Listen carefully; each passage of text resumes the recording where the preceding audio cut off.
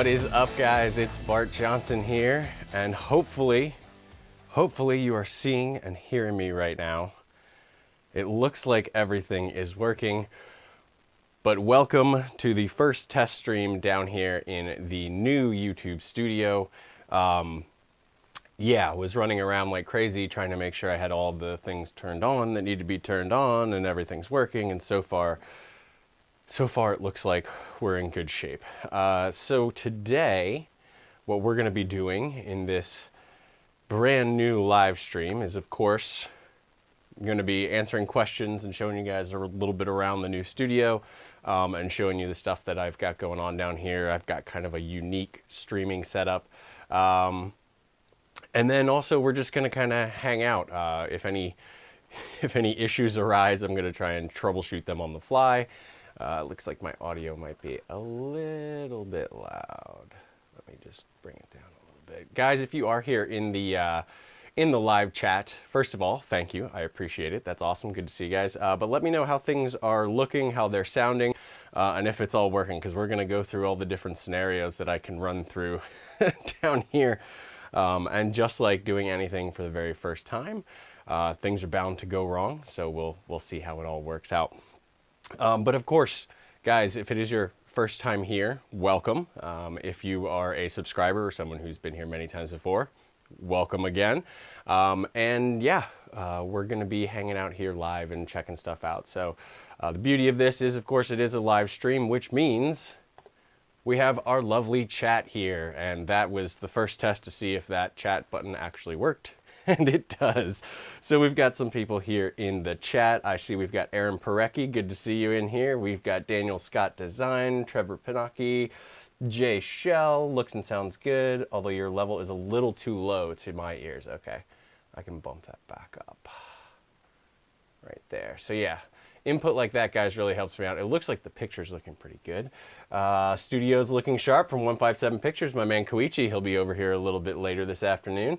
Lighting is fire. Yeah, I'm going to talk a little bit about the lighting down here. I'm not finalized with it, but I am pretty happy with the state that it's in right now. And I'm going to do a dedicated video in my studio rebuild series about the lighting setup once it's finalized. So that'll go a little bit more into detail, but we can certainly take a look at how I'm lighting this here today. And I do have links down below if you haven't seen that studio rebuild series.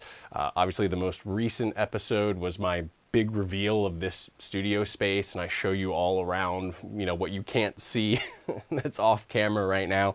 And then of course I have the whole progression of from the very beginning with the tragedy of the fire all the way through the planning and rebuilding. So there's a link to that playlist if you haven't seen it down below. That's interesting. Trevor says, sounds good. Video looks high frame rate a bit. Interesting. So, you know what? You may be right, because I'm using an HDMI quad viewer and switcher.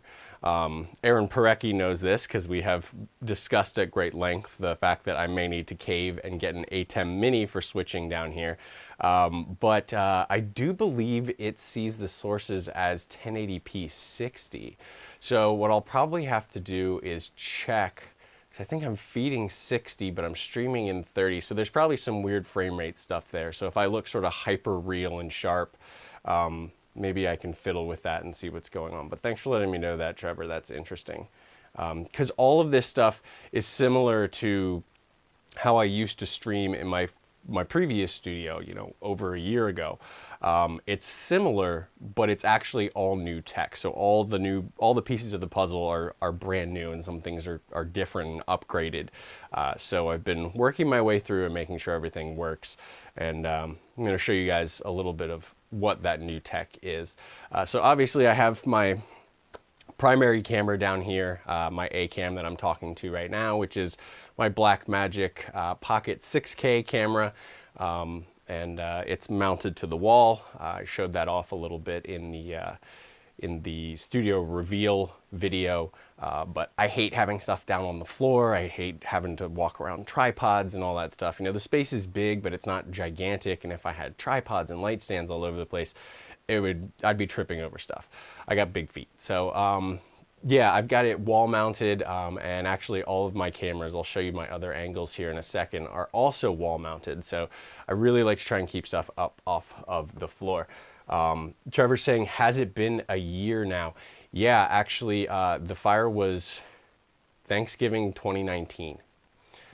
So it has been over a year, which is just, it's crazy. But you know, obviously very happy with the way this space has turned out. The rest of the house looks great as well.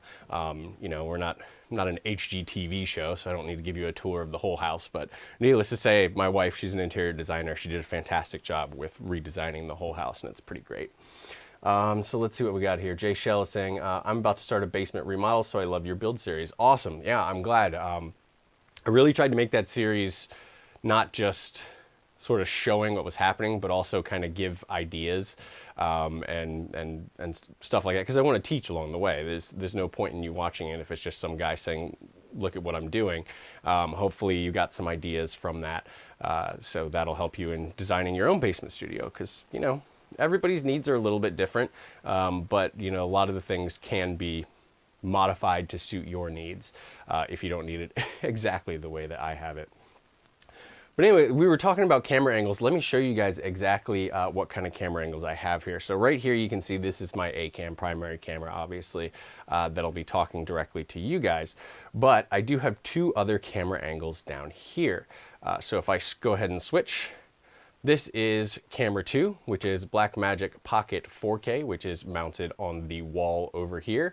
So that would sort of be if I were reviewing a product or something down here, you know, I'd be able to put it right here. And obviously you can see I have a placeholder little mark right now as I've been lining up where my center sort of is for all these things, aligning the cameras and getting that stuff done. So that's my second camera angle. You know, be good for some close-ups if I'm doing a live stream, reviewing a product or talking about something like that. And then the third camera angle down here is an overhead shot. Again, got my little X to help me line that up there. And this is actually just a Panasonic G7. It's, you know, they're super affordable, great little 4K cameras. Basically, I use them for like webcams. They're better than any webcam that you would buy. And I use it for streaming in my office upstairs. And I have another one that's mounted to the ceiling here, looking down. So again, if I was, you know, comparing some products and stuff and you want that top-down shot, I have the top-down shot there as well. So still working on the colors. You know, this color may look a little different because this is a Panasonic camera and the other two are Blackmagic. There's definitely still a lot of fine-tuning to do down here, but I think it's coming along pretty nicely. So those are our camera angles, and the good thing about these camera angles is that these are also camera angles that I use not just for live streaming, but I also record review videos down here that I edit and post as well. Most recently, I did one for the Amaran, Aperture Amaran 200D, and I've got a pile of other stuff that I'll be reviewing as well. But basically, these three camera angles allow me to not just stream, but I can also then record. And by recording, I have multiple angles as I walk you through a product or something like that. I can then take the cards, go upstairs to the edit suite, and edit my piece. And that edit suite upstairs is actually the other part of this equation. So if you have been following along with that studio rebuild series, you'll know that I did something a little different, to say the least. I didn't want to have a computer down here to stream from. So I didn't want to have to buy a laptop or something, bring it down here, have a whole separate machine just to be able to stream from the basement studio. Especially because I picked up a 2019 Mac Pro for my office/edit suite. And of course, that's obviously a beast of a computer, can handle video editing no problem. So of course, handling the processing of live streaming, piece of cake. So I really wanted to utilize that machine upstairs to be able to send out the stream from down here. But still, of course, I need to be able to see and control what I've got going on down here. And the way that I did that was actually, while we were in the building process, we actually ran a series of Ethernet cables connecting this space down here to my office upstairs. And what that series of Ethernet cables allowed us to do was run multiple different types of signals between these two stations. So there's actually two HDMI over Ethernet pathways that are going back and forth. There's SDI video back and forth. There's XLR audio back and forth. And then there's actually USB over Ethernet going from down here up to there as well. Now what that allows me to do is, obviously I'm feeding all of my cameras here into a switcher, and the switcher is then outputting one HDMI source that then goes over the HDMI over Ethernet to my computer upstairs. And that's what I'm feeding into Streamlabs OBS, which is my streaming software. But of course I need to see what's going on. So the other HDMI is coming from the computer down here, giving me a screen. I'm actually looking at a giant TV on the wall just behind that camera, and I can see my computer screen. So I can see Streamlabs OBS, I can see what I'm streaming to you, I can see some of my levels and all that kind of stuff. And then of course I also need control. So let me, I'll talk about this remote in just a second here. I know this is a lot of information, but you know, if you have any questions along the way, stop me and let me know in the chat. But just wanted to kind of show you the breakdown.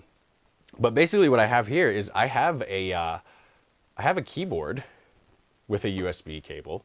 I have a Stream Deck. I love these things, connected via USB, and I have a mouse connected via USB, and they're all going to a box over there near the wall that then sends that has 4 USB inputs, and then sends USB over Ethernet upstairs. So these are literally plugged into the computer. So I have control over the computer upstairs from down here, and I can see it on my screen. And I'll try and show you the screen in a little bit. I'll switch to my phone and do NDI and try and talk about that a little bit. But yeah, so I have all my control down here. And then because my eyes are not so good, the chat is up on screen and I can see it on that TV, but there's no way I could read that. So I have my iPad here, and my iPad is showing me the chat. So I'm actually sort of watching the stream at the same time, and that's my chat window. I may find a better solution for this because my eyes really aren't that good, so you're gonna see me like leaning down to read stuff. And Trevor's saying, I thought your editing stuff was in the basement. We'll talk about that for a second. Trevor's saying Cat 7 or Cat 6. All the cables we use were Cat 6, but a lot of the things you can actually get away with Cat 5. So what he's talking about there is the quality of the Ethernet cable. Cat 6 is better to have for the HDMI because it can go a little bit longer runs if you need to. I probably have 150 feet from where this is connected to where it routes through the ceiling, goes through there, goes upstairs and into my office. So it's a good run. Obviously you wouldn't want to do an actual HDMI cable that long. You'd have, you know, serious connectivity problems.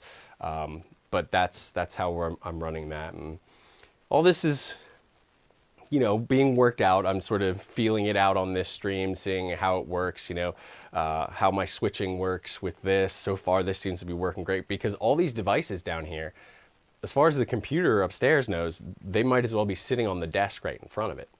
And actually, speaking of the desk right in front of it, let me show you something cool. So Trevor, you were asking, you know, I thought your editing stuff was in the basement. Nope. I have an office/edit suite upstairs, and if we go and take a look, I have a camera up there right now, and there it is. So look at that. You can probably see, can you see the cursor moving on the screen? Like a ghost is controlling my upstairs computer.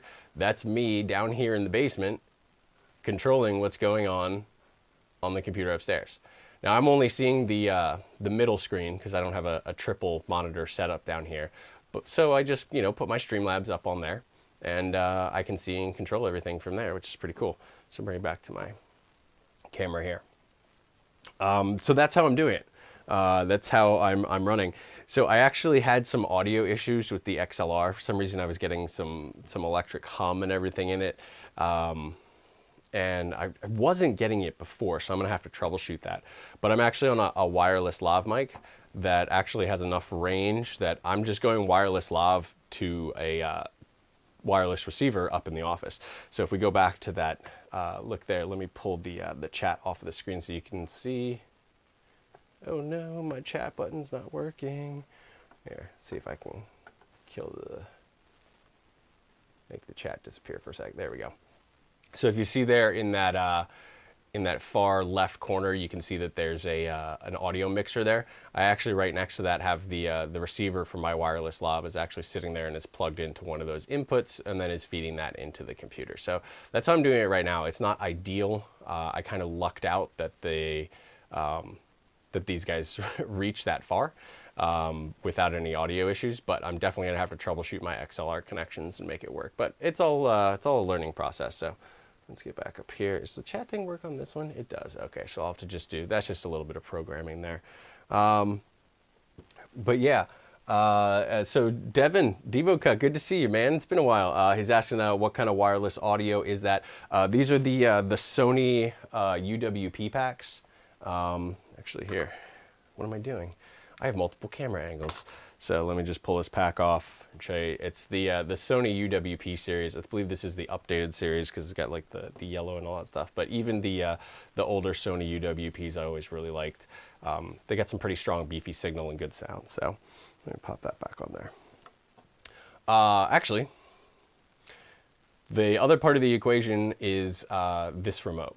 So obviously I'm only sending one HDMI feed from down here up into the computer into Streamlabs. And so I need to be able to switch my camera angles here to, I have 3 cameras down here. So what this is actually, it's just an IR remote for an HDMI switcher that I have sitting on the other side of the room beneath the TV. All my cameras are input into that. And then I have buttons for each of the inputs. So when I push a button, it switches to a different input. So, again, not the most elegant solution, but it works. Overhead and main one. Now, you may have noticed, or maybe you didn't, let's see. Here, I will take the chat off here. I'm going to go to the overhead. The one issue, as you can see, right down here. So the problem is this is a $90 switcher off of, oh, it's over here now, off of Amazon. So it does seamless switching without changing to black, which is nice. You don't have like a second as you switch between them. But I can't figure out how to get rid of that little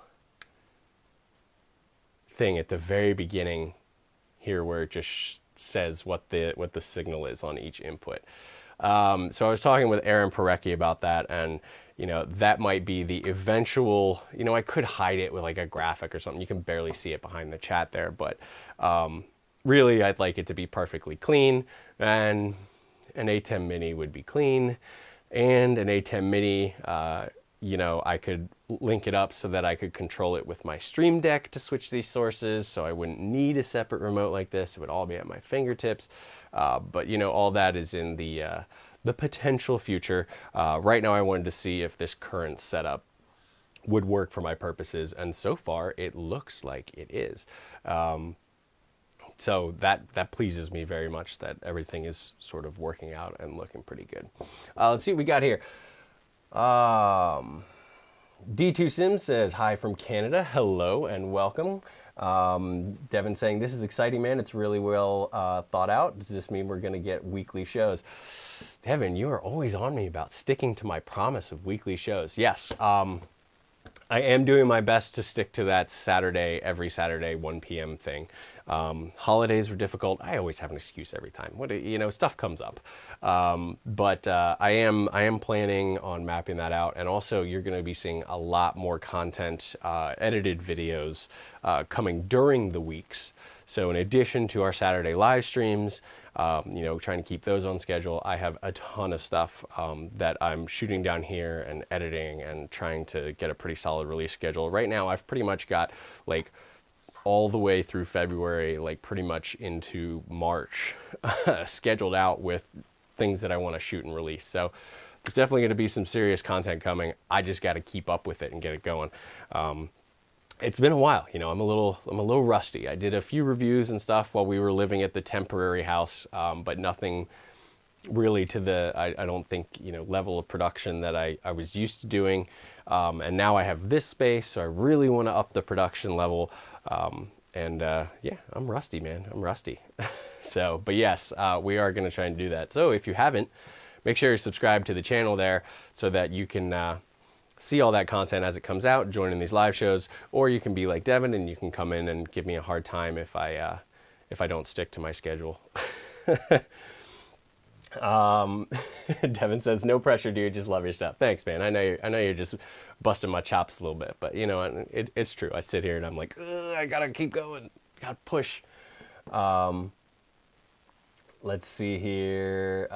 Trevor's saying, I don't even think most people will notice. Oh, the little thing down in the corner of the screen.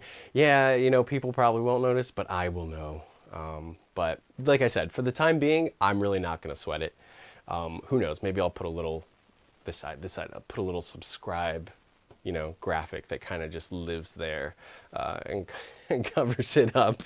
But we'll see. But you guys will know. You'll know why that's there. You know, it's hiding that there.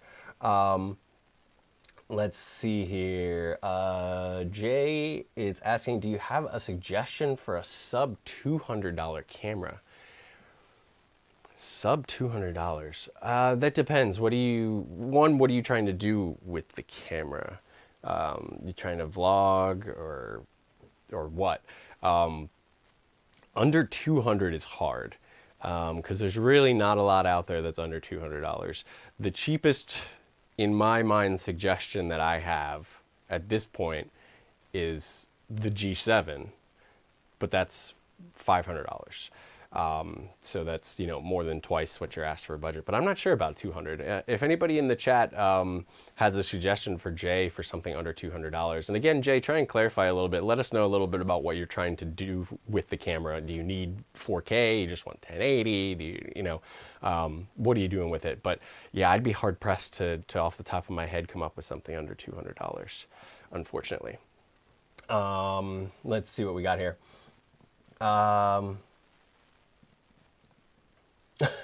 Daniel Scott Design, please don't do another Aperture Amaran 100 review. I see those everywhere on YouTube. Well, I didn't review the 100, and I'm not going to, but I did release a video about the 200D. So Aperture had sent that to me, you know, about a month ago. Actually, I had it just before Christmas. I was starting to tease that, but I did a review of that and released it on the release day. So that is out there, but I will not be slamming you and shoving the Aperture Amaran series down your throats. Go take a look at that video if you're interested in the Aperture 200D, the Aperture Amaran 200D. It's part of the Amaran series. But if you're sick of them, then don't watch it. But it is pretty impressive for what it does. I will say that. So that's a good video to go ahead and check out. Andres is saying 10 watching, only 4 thumbs up. Come on, guys. Yeah, come on. What's going on? That's actually a pretty good ratio. 40% thumbs up, though. You know, it's not a huge audience. I understand, but you know, yeah, sure. Give me that thumbs up there. Jay saying, I want to start a YouTube channel doing tech videos, but don't really have a big budget. I just want to avoid going the webcam route. Yeah. I mean, maybe you can search, you know, used cameras and see if you can find something under $200. Maybe you can find a G7 under $200 used. That would be my best guess. Because yeah, if you have a webcam, you're really not going to have a whole lot of control over it. And also, if you're doing tech stuff, I'm not saying that you have to have like the best camera in the world, but if you're doing tech stuff, people might judge you a little bit if you're just shooting on like a webcam that's not so great. So I would try and get something in the DSLR realm if you could.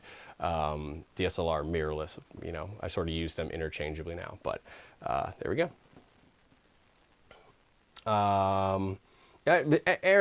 Aaron just solved the entire problem for all of us. Use your phone. What am I thinking? We all have great cameras on us at all times. And these days, it kind of doesn't matter what phone you even have. You're absolutely right, Aaron. The quality of phone cameras over the past decade has been up. So pretty much whatever model of phone you have should be able to get you some decent video. And there you go. It should be something you already have. Awesome. Aaron, why did I not think of that? That's a great suggestion. Yeah, and he says, yeah, good lighting with a phone will be a lot better than a webcam. He's absolutely right. Yeah, you know, a lot of your image is the lighting, and yeah, if you can take whatever budget you do have and sink that into lighting rather than worrying about camera too much, I think it'll benefit you more. I think it'll be a better return on investment there. So Aaron's saving the day with the phone suggestion. That's a good call. And I've shot insert shots for some of my videos with my phone. You know, sometimes it's, I've got it right there, I just need something real quick, or I'm shooting some BTS from, you know, of a product I'm using on a set. I don't have time to set up a camera and get beauty shots of this product. I bust my phone out, grab a couple clips, I drop them into my video that I've shot, you know, majority with Pocket 6K or Pocket 4K, and it fits in there and nobody's the wiser. So that works great. Yeah, Devin's talking about GH3 and stuff. Okay, so it looks like you're getting some good suggestions. Community help, I like that. So actually talking about lighting, I do want to share a little bit about the lighting setup that I have going on down here. So I talked about it a little bit in the video, the reveal video. And again, nothing down here is finalized, but I do have a good bit of lighting going on down here, and it's starting to shape up pretty nicely. So I want to let you guys know sort of what I'm using. Check this here. Sorry, I have a little monitor for my overhead camera up here. I just want to make sure the battery's not dying on it. Yeah, looks good. So yeah, you know, my key light here is an Aperture 100, or Aperture 100. If I said 100D, you guys would kill me. No, it's a 120D Mark II with their softbox mini. So I've got a nice little soft source just off camera here. You can kind of see, you know, on my hand, it's actually just out of frame there. So it's giving me a nice soft key right here. My highlight, I have a little kicker over here on the side. I have a Namlight Forza 60 that is mounted over here, and I have the Fresnel attachment on it so that I'm able to sort of spot it a little bit. So it's just hitting on me where I want it to, and it's not just blasting all over the place. And then I've got a couple of background lights, obviously. So I've got a blue light over there, and I've got a sort of pinkish light over here. And what those are, they're actually Namlight PavoTubes 6Cs. I think I actually have, yeah, I've got some down here. They're these little guys. So they're little 10-inch RGB tubes. This one's going to turn on. Ding. So yeah, little 10-inch RGB tubes. And to be honest, I've been like falling in love with these, especially for throwing color and accents. This one's in a cycling kind of party mode right now, you can see. But yeah, these are what I have. I have one mounted over there to the wall, and I have one sort of back on a table over here, and those are throwing those colors in the background. Been loving these things. Gonna have a video coming soon about not just the 6Cs, but also the entire PavoTube line. You can actually see I've got them back here. They've got 4-foot and 2-foot, so if I turn on these guys. So those are the 4-footers, and I believe these are synced together, but there we go. And these are the 2-footers. So I've been playing around with these quite a bit, and I'm gonna have a dedicated video on that whole family of those lights coming really soon, because I've been really enjoying using them not just for colored accent lights, but even just regular lighting. So I actually have one of the 4-foot tubes with a grid on it mounted to the ceiling right here, which is giving me light down on the table for that top-down shot. So I'm using it at 5600 Kelvin, and it's giving me a nice light here on the table. And then I also wanted a little bit of a kick back here and off to the side. So I actually mounted up to the ceiling. I have another one of those 6Cs, which is actually right up here, stuck to the ceiling. And I have another one of those 2-footers, which is sort of blasting light down towards the back. And those are also at 5600 daylight, just kicking it up a notch. So let me show you what it looks like if I actually shut those off. So if I reach up here and turn off, see, it's not bad. but the background is a little just flat and colorful. I wanted some highlights and stuff. I got some nice stuff back there that can give you some specular highlights and whatnot. So I wanted to kick that on. And yeah, just gives you a little boost back there, which is nice. And the same with this guy. If I take this guy and shut him off, you should see that this side over here, well, it's covered by chat right now. This side right over here just kind of falls into darkness. And so to just bring that up a little bit, little rim lighting, there you go. Yeah, see, it just gives just a little bit of a kick over here. It's not too much. But yeah, I've really been having a good time with these lights, and look forward to putting a video together about them. Let's see what we got in here.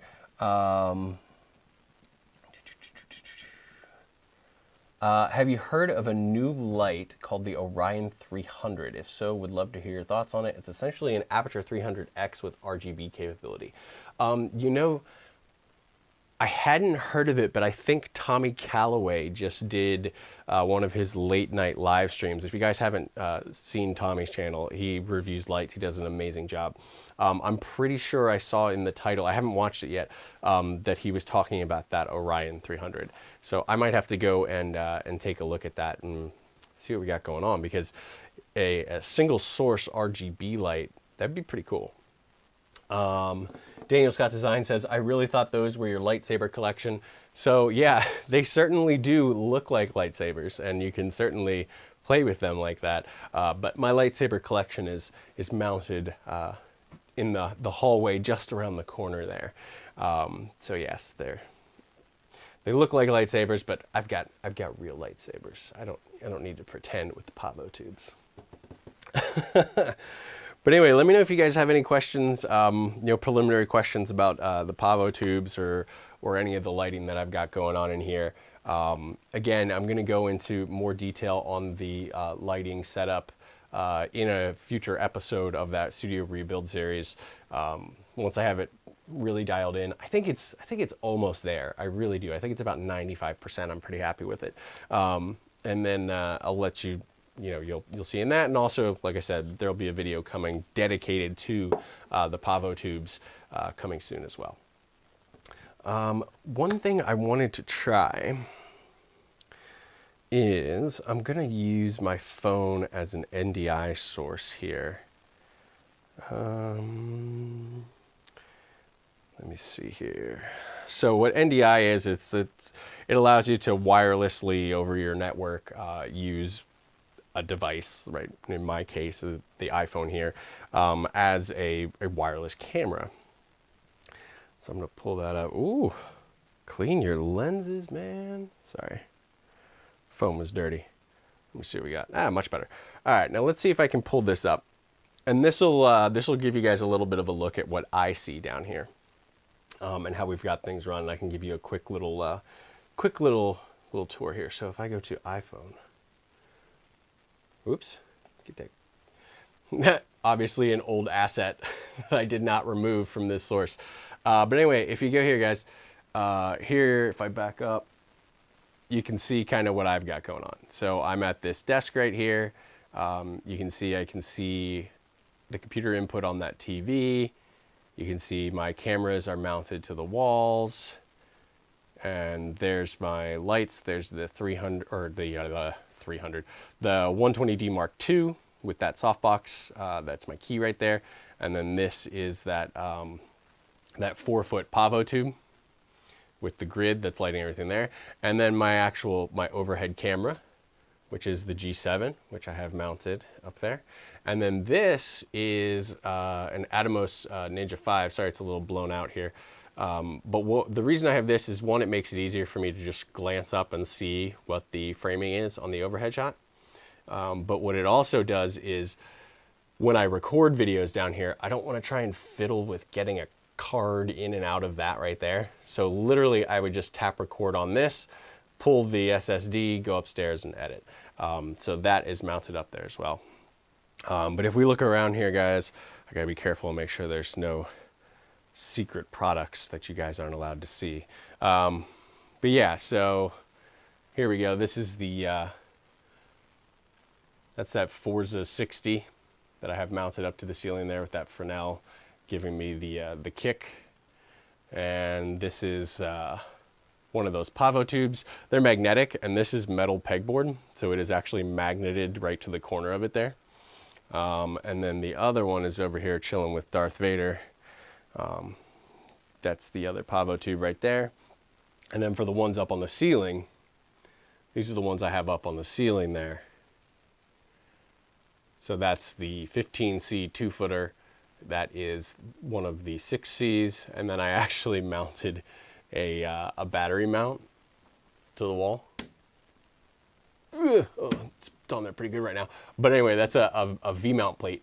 So I can just strap a battery in there and keep these guys running for long times. They do all have internal batteries, but you know, it doesn't hurt to slap a battery up there. But anyway, let me pull our chat back up. I'm going to switch back from the phone to camera. There we go. All right, phone down. Let's see what we got. That's all tucked away. So nice.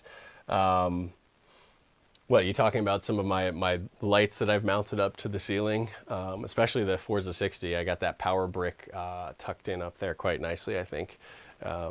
And yeah, oh, why don't I show you? I'll show you the lightsaber collection. Show you exactly where it is. So let's go back to let me get the iPhone so I don't show you the floor. There we go. All right. So you're talking about the lightsaber collection. The lightsaber collection is here in this hallway. So yeah, look, PavoTube, lightsaber, you know. But anyway, yes, part of my my giant nerd collection that I've got going on down here. Of course, it's, you know, this is my space, so this is my not only studio but my man cave, and you know, my wife won't let me have this stuff all, you know, all over the house. So I gotta fit it all efficiently into the space that has been designated as my space. So and that would be it down here. And Baron Collins Hill is in here saying, love the setup. Thank you, man. It took a lot of time, a lot of planning. And it is still definitely a work in progress in terms of organizing and cleaning it up. I still got stuff that I need to find places for, and all of that. Ooh, I actually do also have my my gear room. I could show you guys that if you want to take a peek at it real quick. Again, all of this is in the video, the studio reveal video in the episode 5. Yeah, you'll see it. But let's take a quick peek just so you get the lay of the land of my studio setup, or sorry, my gear storage room. So if I switch to this, so here you go. I've got, you know, stuff mounted all over the place.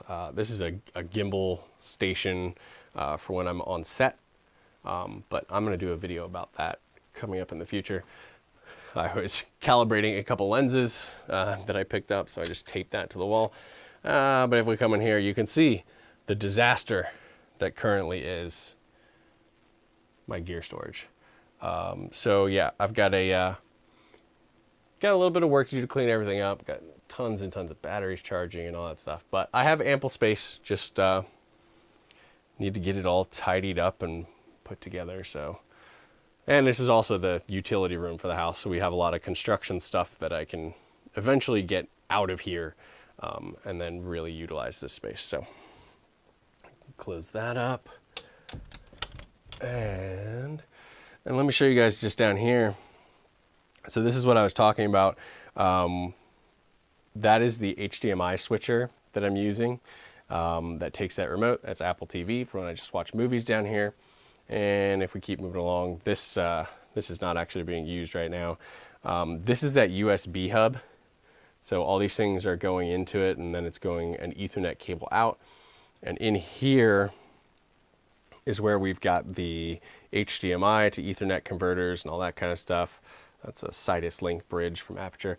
But this is what I'm talking about. All this stuff goes out over all these Ethernet jacks and some XLR and SDI. And there's a matching connection plate up in my office to this. So that's how I'm sending stuff back and forth. So that was all outlined in one of our early planning videos. And it was kind of wild. And it was kind of a wild dream and plan. And I'm really happy and really lucky, I think, that it actually worked out the way we had actually planned it.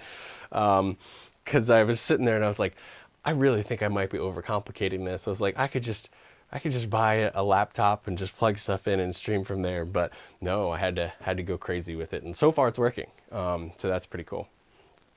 Let's see here. Camille Bexine is asking, how did the fire get started? Short circuit. So I will tell you, it wasn't our fault. It wasn't any of my gear or batteries or anything like that. What it was actually, there was an electrical issue. That's all they could figure out with the furnace that was down here. So we had, when did we buy this house? 2018? Yeah, I think we bought the house in 2018, February of 2018. So we had been in the house not even 2 years, and it's an older house, you know, built 60s, I guess. But we were only the second owners. The furnace was original to the house, but we took good care of it, made sure to service it regularly. We have 2 Siberian Huskies, so I change air filters in the HVAC system, probably triple the amount that normal people do. So it wasn't anything like that. But yeah, we weren't even home. It's just something, you know, the furnace kicked on and some limiter switch didn't allow it to kick off, and it just went and something sparked and caught fire. And unfortunately, yeah, you know, since it was down in the basement with all my gear in my studio, and unfortunately that was the biggest loss. But, you know, things happen. But we're all back now, and it's pretty cool. Still got a lot of little projects and stuff like that. But yeah, if you guys have any questions, this has been great. You guys popping into the chat and asking questions about things. But if you have questions about anything at all, even if it's not related to this studio, you know, maybe you got questions about the new aperture lights, maybe you got questions about some other pieces of gear, anything like that, please let me know. It's like I said, I'm free to hang out down here. This has actually gone better than I had expected. Well, now I probably just jinxed it. We're going to have a huge issue in these last 15 minutes now, I'm sure. But I mean, all of my inputs seem to be working. The switcher seems to be working. The signals seem to be clean, both video and audio. I guess there's a high frame rate possibility that I'm going to have to look into that Trevor brought up. But yeah, really, it's actually been working pretty well, which is pretty cool. And again, if you are just joining and everything, it seems like it should be simple, you know, for how this is all working. But fact of the matter is that my computer that's running all of this is upstairs, and there's nobody manning it. I am remotely controlling everything from down here in the studio, in a completely separate part of the house. So that's pretty cool. All right, so we'll come back to down here. Need a drink of water. Been talking and chatting.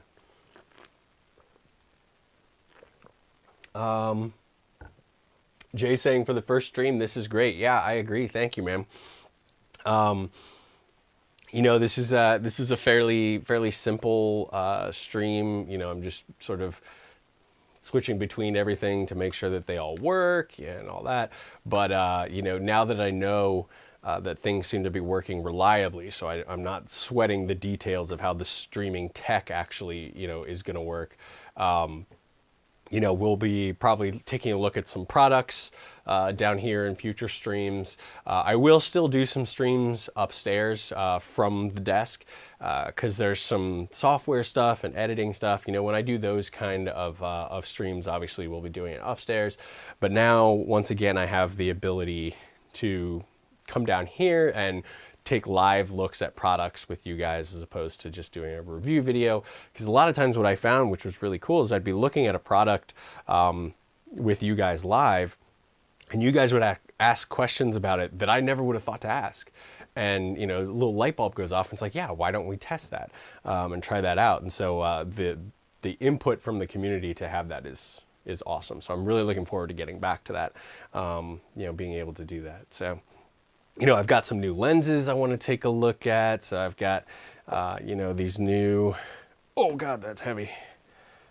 The new DZO Pictor zooms for Super 35 that I've been playing with. Actually, this is the 50 to 125 zoom on here, but I actually have the, what is it, the 20 to 55 is the other zoom, is actually what I'm using on my ATEM, and I've really been liking the look of those.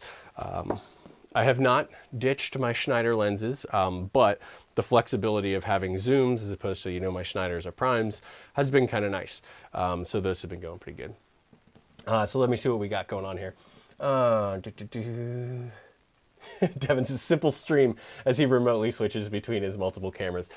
I'm saying simple stream, I guess, because I watch people like Photo Joseph and Aaron Parecki, who sometimes I think they're speaking a completely different language when they're like programming some of the stuff that their streaming setups can do. And I'm just that guy who's down here like, you know what, give me a good old fashioned infrared remote control any day.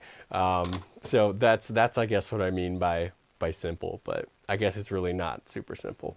And I am looking forward to doing that detailed breakdown video. I gave you guys a look at it now, but I know it's a lot of information, like, wait, how is he, what? That goes to there, to that, what?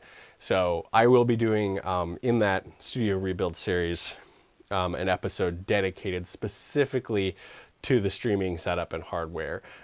So if you are really interested in any of that, I'll be able to help you out with that. Or if you have any questions about anything now, you can ask them in here. Or if you have questions that come up after the fact, or maybe you're watching the replay of this video, I have a Discord server. So there's a link down below.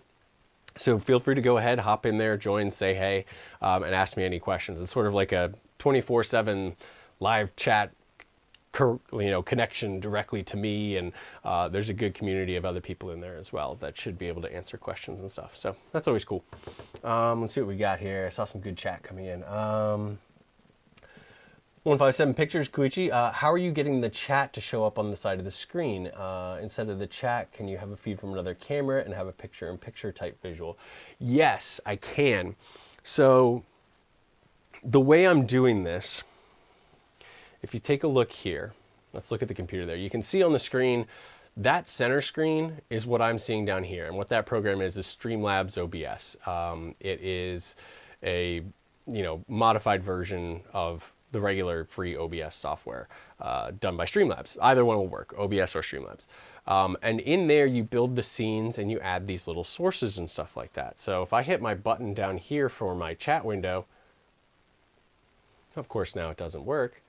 Let me bring it down here. But anyway, you can see there, here. So what it is, that's just an overlay. So I have this, it's a little bit of CSS code that I put in there that pulls from the YouTube chat. So I give it the web address of the YouTube chat at the beginning of each show, and it pulls it in, and I have it set up as an overlay that I can turn on and off, and all of that. But yeah, you could shrink the size of this. So let me go ahead and, can I do that now? Yes, I can. So if I go onto my screen here, let me go to my switcher output. So I should be able to look. So you should be seeing me resizing my window, and you can move stuff around and lay stuff out however you want. And you can get as complex or leave it as simple as you want in that software, and be able to, you could do a split screen, you could have, you know, somebody else remote call in, have them on one side of the screen, you on the other.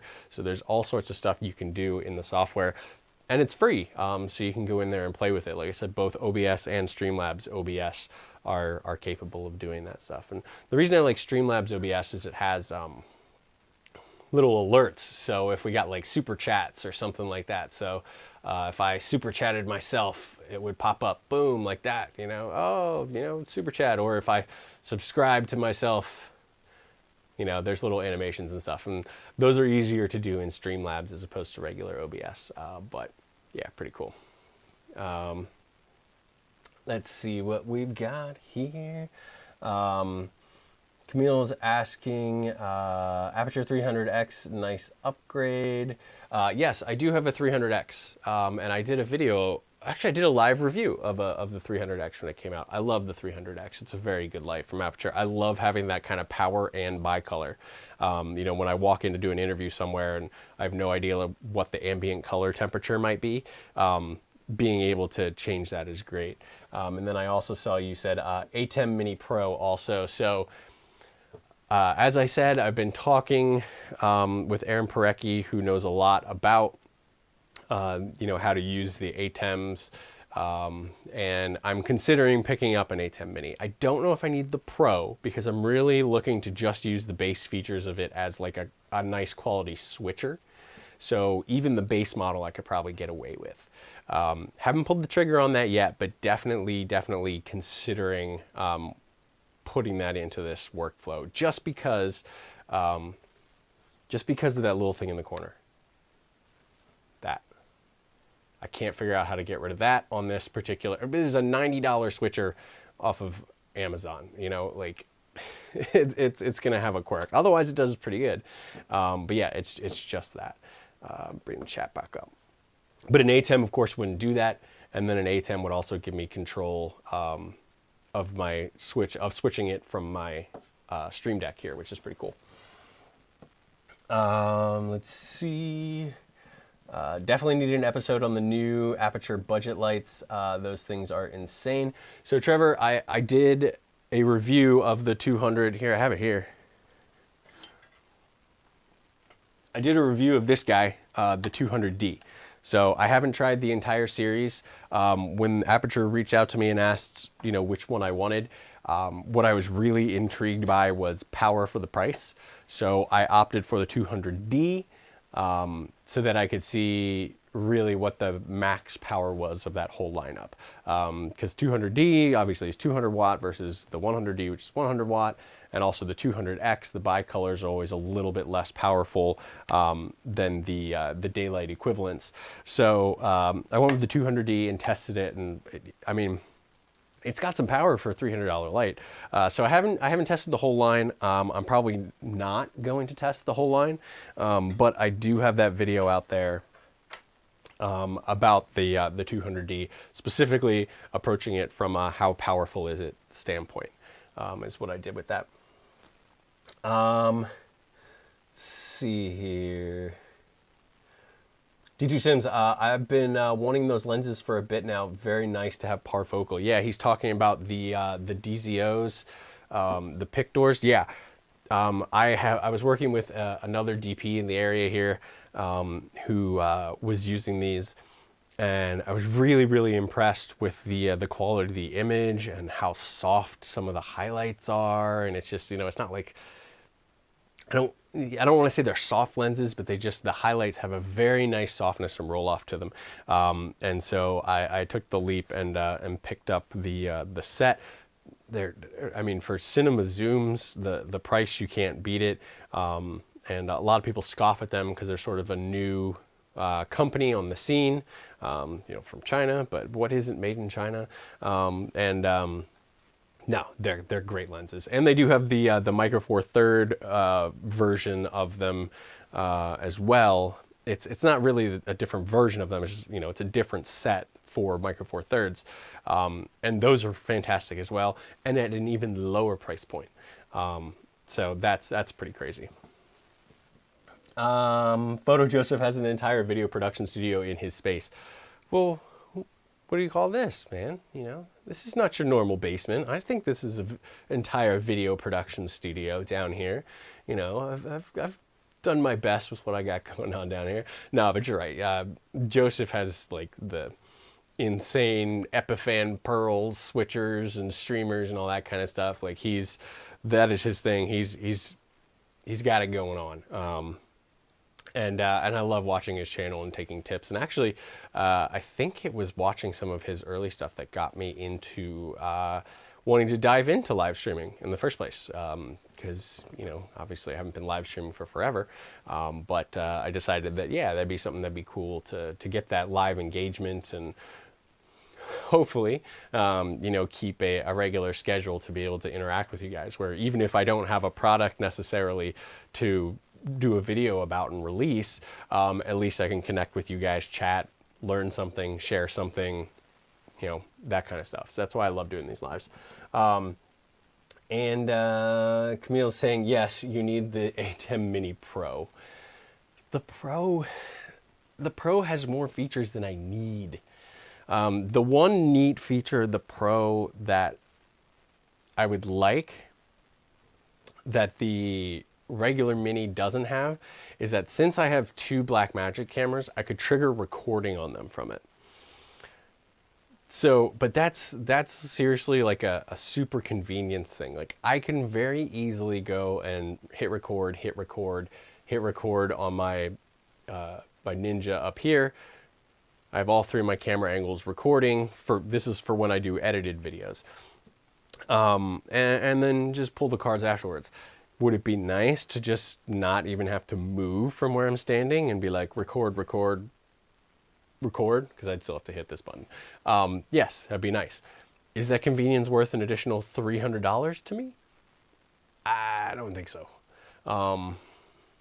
But then, of course, there is the danger that I get the base model ATEM Mini, and then in a month or two, I decide I want to get a little bit fancier and do something, and I realize that I should have bought the Pro model because the Mini can't do it. I don't know. You know, buyer's remorse. It's tricky. But for right now, I'm not even jumping on the base model of the ATEM. I'm going to do a little bit more streaming, a little bit more work, maybe a little bit more graphical configurations on my stream here, and keep with the tech that I've got right now and see how I like it and how it performs. You know, it is a new year, new studio. I thought about doing a little bit of a visual overhaul on the stream. You know, I always have my my chat window here.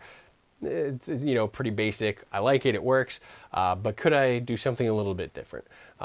Could I get somebody who's a much better graphic designer than I to design a live chat window? You know, maybe. So those are things that I may look into doing to sort of revamp the stream. But right now, the goal was just get this place put together, get everything plugged in and connected, and get a stream going out. So I think today was definitely a success on that front, because that's what we've pulled off. Let me take a look here.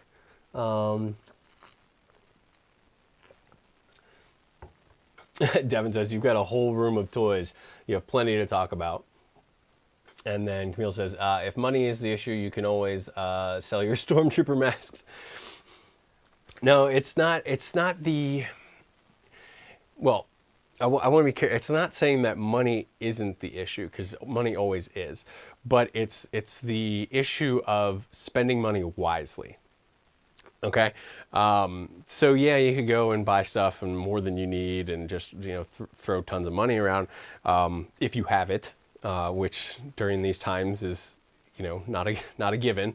You know, I've been officially self-employed full-time now since September, so things are a little tight, but have been doing well, and I'm not actively searching for employment anywhere else. I'm gonna make this work, you know, my own, you know, production company and going out on shoots and stuff. But anyway, it's about spending money wisely, and it's more about, even, you don't want to say spending, but investing. So do I need the ATEM right now to make this work? Do I need it to have you be able to interact with me and for me to get a stream out to you? No. Would I like it? Yes. But are there other possible ways for me to eliminate the issues that I have with this, which really is just that little thing popping up on screen? Yes, there are. So that's the way I sort of look at it. Now, if it gets to the point where I decide like, okay, yeah, I do want to do that, then that's when I'd look at that. And how dare you suggest that I sell anything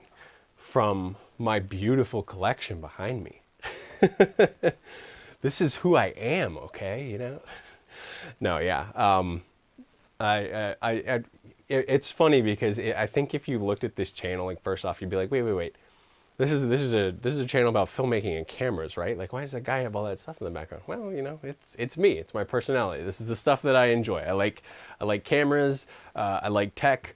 I like Star Wars. I like Marvel. I like Indiana Jones. I like all that stuff. So I thought it was okay to have that stuff back there because I really thought it sort of brought some more of my personality forth, and I like it. It's pretty cool. Let's see here. Okay, so that was the last chat on there. So we are just hitting that 2 o'clock mark, which means I'm going to wrap this up pretty soon. So if you guys have any final questions, anything that you've seen in here that you have a question about, please let me know. Hang out for a couple more minutes, and then I'll wrap that up. Trevor says, you'll need it if you get into the streaming side of your business, like education, editing, consulting. Yeah, that's very true. And that would become an investment thing. So if for my business, if I started getting a lot of clients that are asking, see, I'm primarily a DP and a gimbal operator. But if I was getting a lot of clients, which is possible in this day and age, that are really needing live streaming services, then of course, then that really makes the ATEM Mini Pro or even the Pro ISO, you know, the higher models, a necessary investment. For the business, you're going to be getting, you know, a big return on that. That's what clients are looking for. That's what they're needing. That's not at this moment in time what my phone rings for. Right now I am, like I said, camera op, DP, and gimbal operator primarily. But that's not to say that I won't be expanding and, you know, providing streaming services in the future. In which case, yes, I would want to have the hardware, the equipment in order to deliver those professional level services to my clients.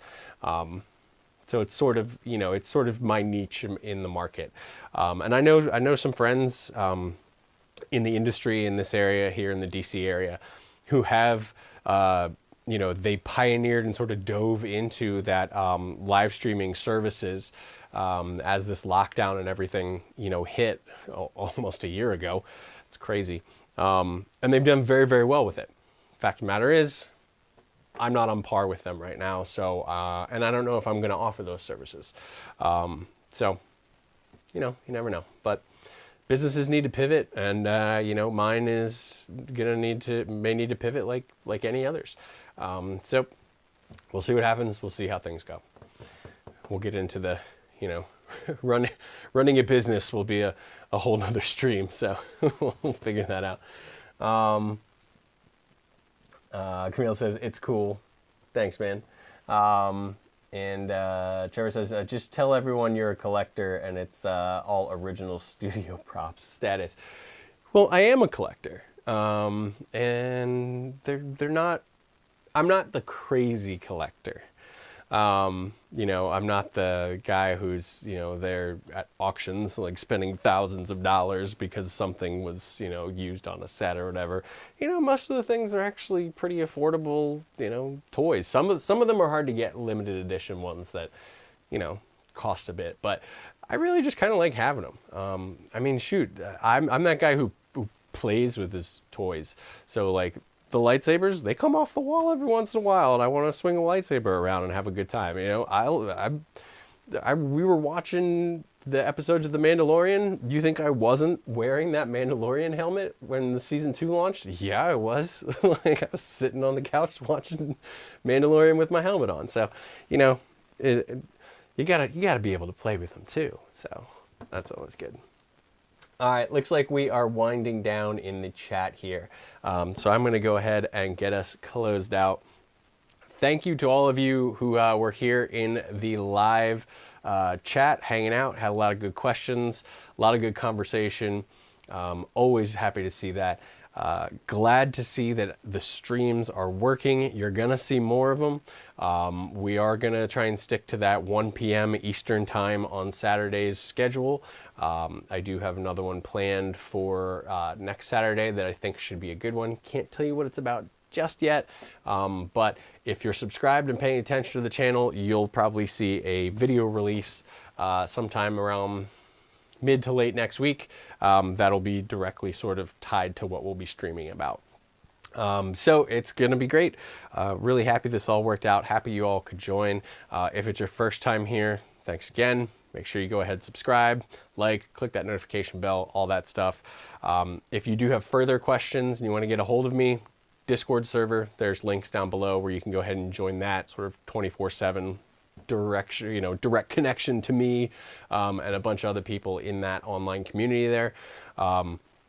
As always, if you want to help support the channel, there's affiliate links. I've been building a kit.com site that has a lot of the gear that I recommend and gear that I use, and has affiliate links to wherever you can pick up all that stuff. I got stuff from streaming gear to cameras to lenses to lighting to modifiers and all that kind of stuff. So a lot of stuff going on down there in the description, so make sure you go ahead and check that out. And as soon as this ends, I'll add some additional links and stuff down in there. So, but anyway, guys, thank you very, very much.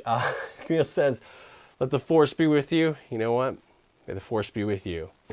You guys all take care. Let's see. This is the final test of how everything works down here. Can I end the stream? All right, so here we go. You guys take care. Thanks for joining. I'll see you next time. Let's see if we can end this stream here. Bye.